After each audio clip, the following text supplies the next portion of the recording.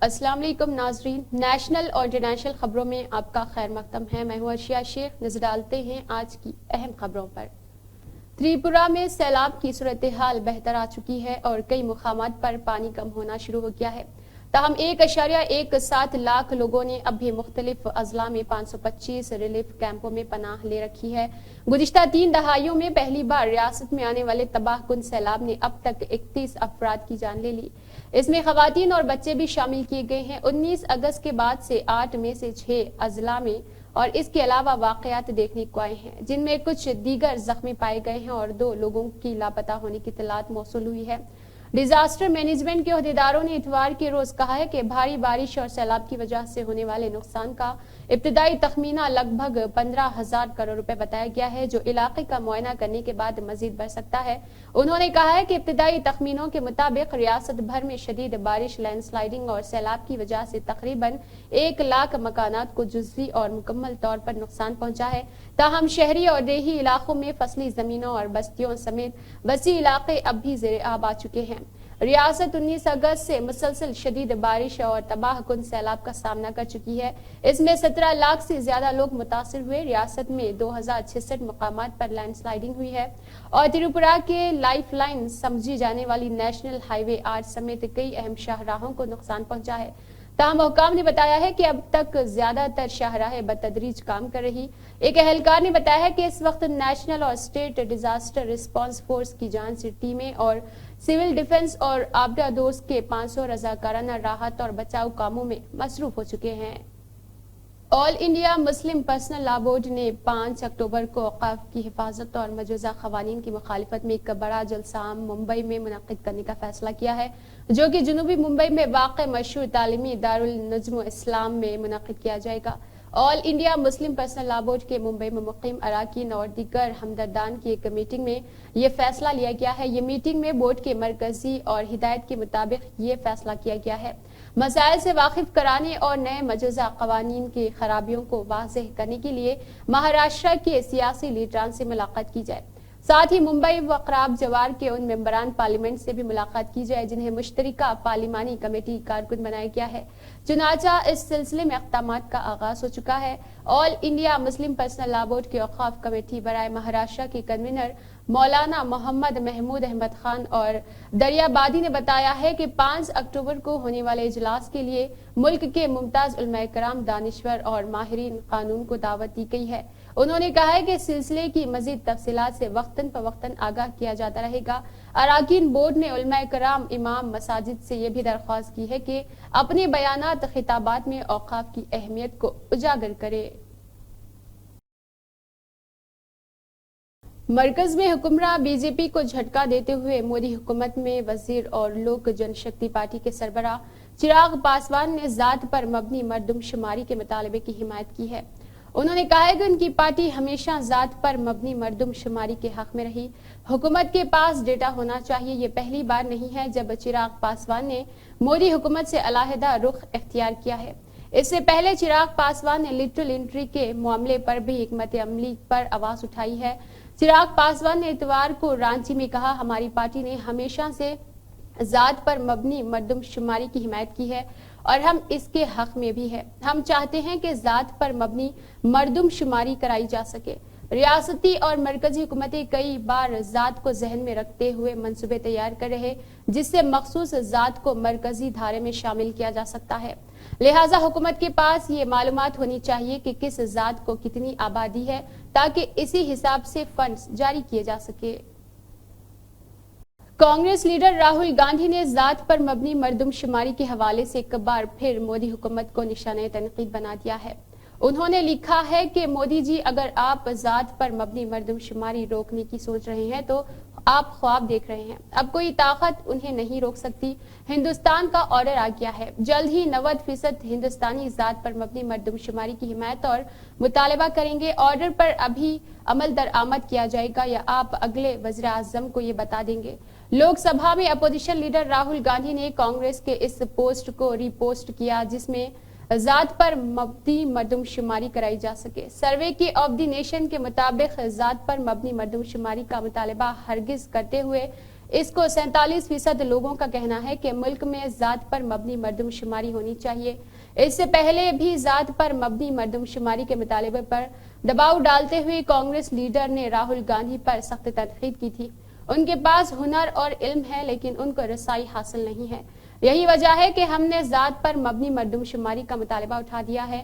کانگریس کے لیے ذات پر مبنی مردم شماری پالیسی سازی کی بنیاد ہے۔ انہوں نے مزید کہا، ہم ذات پر مبنی مردم شماری کرائیں گے اور ریزرویشن کی 50% کی حد کو ہٹا دیں گے۔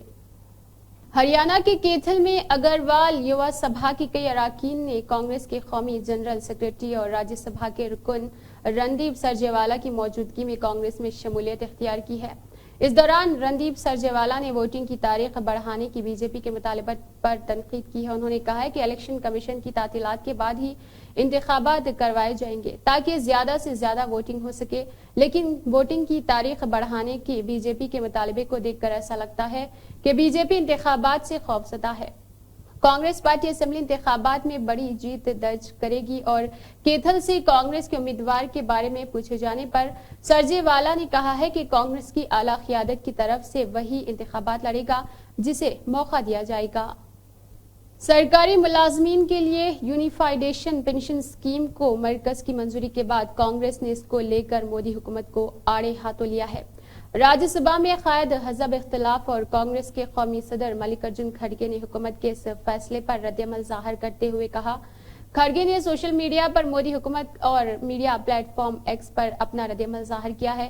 مرکزی کابینہ نے تمام مرکزی ملازمین کو پنشن کا اعلان کیا۔ حکومت کی جانب سے شروع کی گئی اسکیم کے تحت ملازمین کو ان کی ملازمت کے آخری 12 ماہ کے دوران پنشن کے طور پر موصول ہونے والی اوسطاً تنخواہ کا 50% ملنے کی یقین دہانی کروائی گئی ہے۔ اس پورے معاملے پر ملک ارجن کھڑگے نے ایکس پر لکھا ہے کہ مودی حکومت کا یو ٹرن جون کے بعد عوام کی طاقت نے وزیر اعظم کے اقتدار کے گھمنڈ کو مات دے دی ہے۔ اس کے ساتھ ہی کھڑگے نے کہا ہے کہ بجٹ میں طویل مدتی کیپٹل انڈیکشن سے متعلق فیصلے واپس لیے گئے ہیں، وقف سے متعلق بل اور جے پی سی کو بھیجا گیا ہے، براڈ کاسٹ بل واپس لے لیا گیا ہے۔ آر جے ڈی کے راجیہ سبھا ایم پی منوج جھا نے مردم شماری سے متعلق مرکزی وزیر داخلہ امت شاہ کے بیان پر جوابی حملہ کیا ہے۔ انہوں نے کہا ہے کہ ملک کا ہر شہری ذات پات کی مردم شماری کا مطالبہ کر رہا اور وہ جاننا چاہتے ہیں کہ کون سا شخص کس جگہ بیٹھا ہے۔ قابل ذکر یہ ہے کہ وزیر داخلہ امت شاہ نے ایک سوال کے جواب میں کہا تھا کہ مردم شماری مناسب وقت پر کرائی جائے گی۔ منوج جھا نے امت شاہ سے سوال کیا اور پوچھا، مناسب وقت کون سا ہے؟ کیا ملک کے وزیر داخلہ کو یہ زبان بولنی چاہیے؟ ملک میں سب سے بڑی آفتیں آئی ہے لیکن مردم شماری کبھی نہیں رکی ہے۔ یہ 2021 میں ہونا تھا لیکن آج تک ایسا نہیں ہوا ہے۔ جھا نے سوال کیا ہے کہ مردم شماری کیوں نہیں کرائی گئی ہے۔ انہوں نے بتایا ہے کہ مردم شماری ملک کے ہر شہری کا مطالبہ ہے۔ آپ کے مردم شماری کے کالم میں ذات کے مسئلے کو بھی اجاگر کیا جائے گا۔ راہل گاندھی اور تیجسوی یادو بھی لگاتار بول رہے ہیں اور ملک کی دیگر اپوزیشن جماعتیں اور ان کے رہنما بھی یہی مطالبہ اٹھا چکے ہیں۔ دہلی حکومت نے ایک بار پھر دہلی میں 1100 سے زیادہ درختوں کی کٹائی کا معاملہ اٹھایا ہے۔ ریاستی وزیر صحت نے الزام لگایا ہے کہ یہ درخت بغیر اجازت کے کاٹے گئے ہیں۔ انہوں نے دعویٰ کیا ہے کہ دہلی کے ایل جی ونیا سکسینہ 3 فروری 2024 کو درخت کاٹنے والے مقام پر گئے ہیں۔ بھاردواج نے لیفٹیننٹ گورنر سے اپیل کی ہے کہ وہ اس موضوع پر پریس کانفرنس کرے اور دہلی کے لوگوں کو معلومات دے۔ انہوں نے دعویٰ کیا ہے کہ یہ درخت سڑک کو چوڑا کرنے کی اجازت کے بغیر کاٹے گئے ہیں اور اس پر سڑک کو چوڑا کیا جائے گا۔ انہوں نے سوال کیا ہے کہ عہدیداروں نے بھی لیفٹیننٹ گورنر کو مطلع نہیں کیا، اس کے بغیر اجازت کے درخت نہیں کاٹے جا سکتے ہیں۔ سوربھ بھاردواج نے کہا ہے کہ لیفٹیننٹ گورنر کو گمراہ کر کے درخت کاٹے گئے تو دہلی کے چیف سیکرٹری اور دیگر افسران کے خلاف کیا کارروائی کی گئی ہے۔ مودی حکومت نے ہفتے کے روز نئی پنشن اسکیم متعارف کرانے کا اعلان کیا ہے جس کا نام یو پی ایس رکھا گیا ہے۔ مرکزی کابینہ نے اس اسکیم کو منظوری دے دی ہے اور اسے 1 اپریل 2025 سے نافذ کر دیا جائے گا۔ کابینہ سے منظور کی گئی نئی اسکیم بھی تنازع کا باعث بن گئی ہے کیونکہ پرانی پنشن اسکیم کے حامیوں نے اس نئی اسکیم پر شدید اعتراضات کیے ہیں اور اس کے خلاف تحریک جاری رکھنے کا اعلان بھی کیا ہے۔ اس کے تحت جن سرکاری ملازمین نے 25 سال یا اس سے زیادہ عرصے کام کیا ہے انہیں ریٹائرمنٹ کے وقت آخری 12 ماہ کی اوسطاً تنخواہ کا کم از کم 50% پنشن کے طور پر دیا جائے گا۔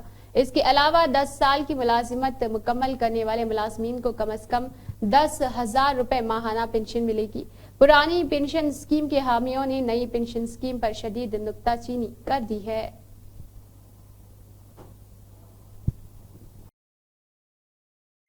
مرکز کی مودی حکومت نے سرکاری ملازمین کے لیے ایک نئی pension scheme unified pension scheme UPS کا اعلان کیا ہے۔ سرکاری ملازمین کے لیے UPS متعارف کر دیا گیا ہے اور یہ اسکیم 1 اپریل 2025 سے نافذ ہوگی۔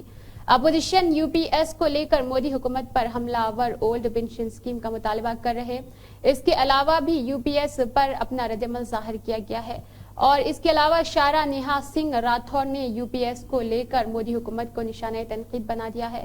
UPS کے حوالے سے نیہا سنگھ راتھور نے سوشل میڈیا اکاؤنٹ پر لکھا ہے کہ اولڈ پنشن اسکیم الٹی پلٹی اسکیم ہے۔ مرکزی حکومت سرکاری ملازمین کے لیے ایک نئی پنشن اسکیم یونیفائیڈیشن پنشن اسکیم لائی ہے۔ یہ حکومت کی نئی 3.0 اسکیم ہے۔ یہ اسکیم اپریل 2025 سے نافذ کی جائے گی۔ واضح ہے کہ اب پنشن کے فوائد حاصل کرنے کے لیے سرکاری ملازمین کو UPS اور نئی پنشن اسکیم میں سے کسی ایک کا انتخاب کرنا ہوگا۔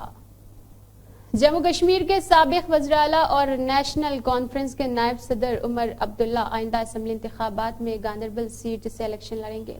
عمر عبداللہ کے نام کا اعلان نیشنل کانفرنس کے رکن پارلیمنٹ سید روح اللہ مہدی اور پارٹی لیڈر ناصر اسلم وانی اور اننت ناگ راجوری کے رکن پارلیمنٹ میاں الطاف احمد کی موجودگی میں منعقدہ میٹنگ کے بعد کیا گیا ہے۔ اس سے قبل عمر عبداللہ نے اسمبلی انتخابات لڑنے کی قیاس آریوں کو مسترد کر دیا ہے۔ انہوں نے کہا تھا کہ وہ اس وقت تک الیکشن نہیں لڑیں گے جب تک جموں کشمیر مرکز کے زیر انتظام علاقہ رہے گا۔ معلومات کے مطابق عمر عبداللہ حال ہی میں گاندربل ضلع کے نونر گاؤں پہنچے تھے۔ ان کی موجودگی میں سعید مصطفیٰ نے نیشنل کانفرنس پارٹی میں شمولیت اختیار کی ہے۔ اسی کے ساتھ نیشنل اور انٹرنیشنل خبریں اختتام کو پہنچتی ہے۔ اللہ حافظ۔